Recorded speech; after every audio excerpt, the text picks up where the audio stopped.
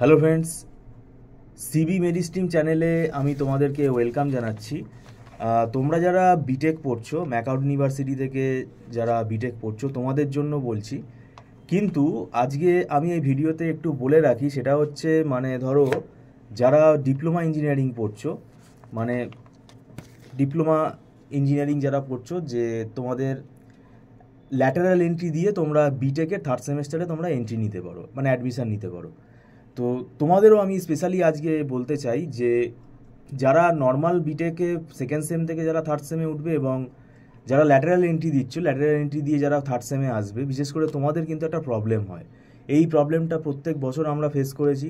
সেটা হচ্ছে যে ল্যাটারাল এন্ট্রি দেওয়ার পর স্টুডেন্টের অ্যাডমিশান প্রসেস এইগুলো কমপ্লিট হতে হতে কিন্তু প্রায় পুজো চলে আসে এবং তারপরে কিন্তু আর পরীক্ষার সময় সিলেবাসের জন্য আর সময় হাতে থাকে না, মানে পড়ার টাইম একদমই থাকে না, বিশেষ করে ল্যাটারাল এন্ট্রি স্টুডেন্টদের জন্য বলছি।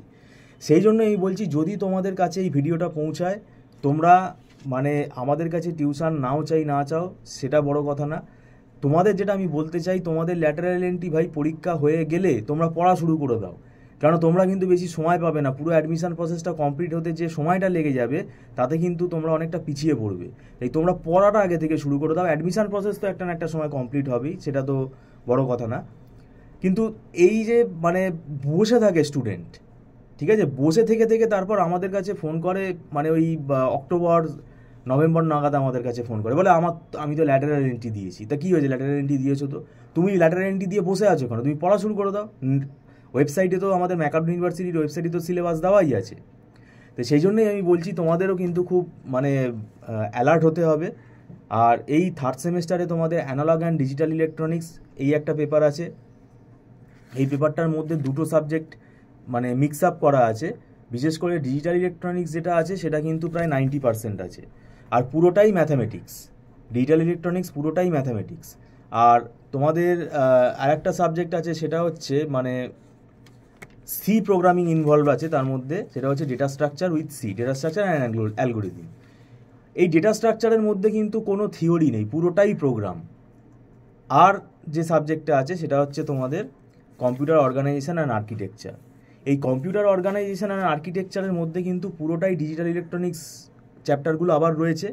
এবং অর্গানাইজেশন অ্যান্ড আর্কিটেকচার বুঝতে গেলে কিন্তু তোমাদের ওই চিপগুলো সম্বন্ধে, কিন্তু সার্কিটগুলো সম্বন্ধে কিন্তু আইডিয়া থাকতে হবে।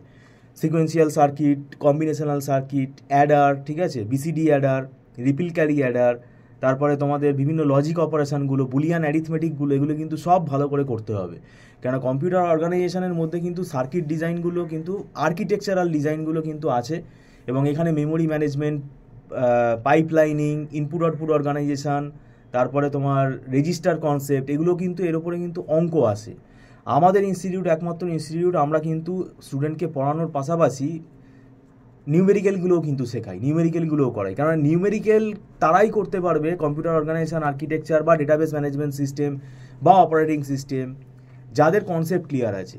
কেননা গেট এক্সামের মতো, গেট এক্সামে তো সবাই বসার সাহস পায় না, কেননা তাদের কনসেপ্ট ক্লিয়ার থাকে না। তো এখানে কিন্তু সেমেস্টারেও আমাদের যে নিউমেরিক্যালগুলো আছে তার জন্য কনসেপ্ট ক্লিয়ার করে পড়তে হবে। তো সেটা আমরা এখানে করাই, এবং দীর্ঘ আমাদের 9-10 বছর পড়ানো হয়ে গেছে।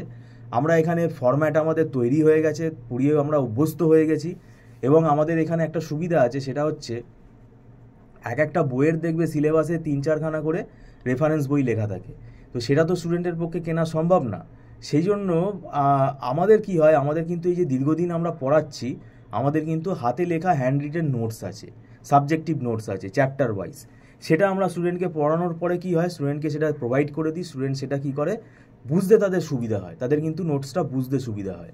কেননা রেফারেন্স বই অতগুলো ফলো করতে গেলে স্টুডেন্টের অসুবিধা হবে, কেননা সব বইয়ের ভেতর তো সব টপিক বেটার ওয়েতে থাকে না, ভালোভাবে থাকে না।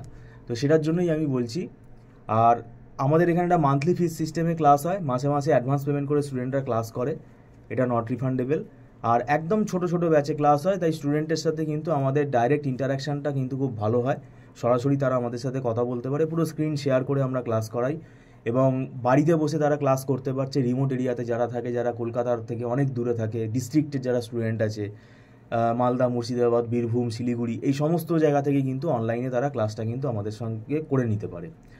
আর আমরা এটাই বলবো যে দেখো, খুব দেরি করে আসলে সিলেবাস কমপ্লিট করা অবশ্যই ডিফিকাল্ট হয়ে যাবে, কারণ এখানে সিলেবাস যেটা আছে এটা প্রায় বলা মুশকিল, তাও আমি তোমাদের যদি বলি এটা প্রায় কিন্তু 9-10 মাসের সিলেবাস আছে। তো সেক্ষেত্রে কিন্তু এটা একটা খুব মানে টাইম কনজিউমিং সিলেবাস, এবং এই সিলেবাসটা কমপ্লিট করতে মানে কমপ্লিট করাটা তো ব্যাপার না, কমপ্লিট আমি গড়গড় করে পড়িয়ে কমপ্লিট করে দিতে পারি। আমরা তো ধরে পড়াই, আমরা হচ্ছে কনসেপ্ট ক্লিয়ার করে পড়াই, তো সেক্ষেত্রে আমাদের সময় লাগে। আর ওই পরীক্ষার 1 মাস আগে 2 মাস আগে আমাদের স্টুডেন্ট আসলে আমাদের ম্যানেজমেন্টের স্ট্রিক্ট মানে গাইডলাইন আছে, আমরা কিন্তু অ্যাডমিশান নেই না, মিথ্যে কথা বলে অ্যাডমিশান নিয়ে কোনো লাভ নেই। তো যাই হোক, তোমরা দেখো, তোমরা জিনিসটা মানে ভাবো, এটা তোমাদের ব্যক্তিগত ব্যাপার। তবে আমি বলবো ল্যাটারাল এন্ট্রির যারা স্টুডেন্ট আছো তাদের কিন্তু খুব মানে অ্যালার্ট হতে হবে, ঠিক আছে? তা নাহলে কিন্তু খুব অসুবিধা হবে। যাই হোক, ভিডিওটা সম্পূর্ণ দেখার জন্য তোমাদেরকে আমি ধন্যবাদ জানাচ্ছি। Thank you so much.